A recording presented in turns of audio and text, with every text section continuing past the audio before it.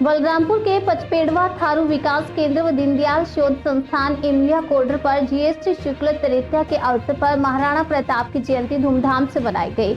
मुख्य अतिथि अयोध्या धाम के महंत मिथिलेश नंदिनी शरणदास और पूर्व मंत्री रमापति शास्त्री ने महाराणा प्रताप के चित्र पर माल्यार्पण कर थारू जनजाति संग्रहालय का भ्रमण किया। उन्होंने वहां के रहन सहन, खान पान, पहनावे और संस्कृति की भी जानकारी ली। मिथिलेश नंदिनी शरणदास ने महाराणा प्रताप के शौर्य और बलिदान को याद करते हुए कहा कि युवाओं को राष्ट्र के स्वाभिमान और अस्मिता के लिए जीवन बलिदान करने वाले महाराणा प्रताप से प्रेरणा लेनी चाहिए।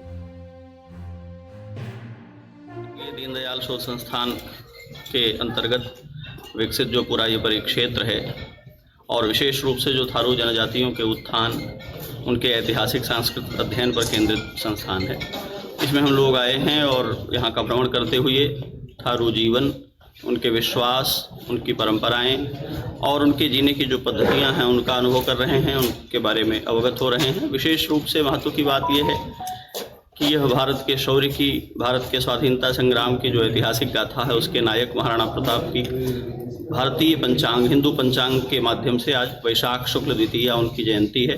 कैलेंडर के हिसाब से अलग बनाई जाती है, पर जो तिथि की परंपरा है उसके अनुसार श्रद्धेय नानाजी देशमुख, जो हमारे भारत रत्न, भारत के गौरव महापुरुष हुए हैं, उनकी स्थापित एक व्यवस्था है जिसके अंतर्गत भारत के अनेक प्रांतों में, क्षेत्रों में सामाजिक उत्थान के बड़े प्रकल्प स्थापित किए गए हैं। उनमें से एक यह है जो थारू अध्ययन केंद्र है। वो केवल अध्ययन केंद्र नहीं है बल्कि बहुत बड़ी संख्या में इस क्षेत्र में जो थारू समाज रहता है, वो समाज जो अपने समय में महाराणा प्रताप के संघर्षों का साथी रहा है, जो उनको अपना नायक मानता है, उसके जीवन मूल्य, उसकी जीवन पद्धति का अध्ययन करने और उनके जीवन स्तर को उन्नत बनाने, विकास के साथ ले चलने और उनके माध्यम से अतीत को देखने की जो पद्धति है, उसके लिए बहुत सराहनीय पूरा प्रयोग है, बड़ा विशिष्ट संस्थान है।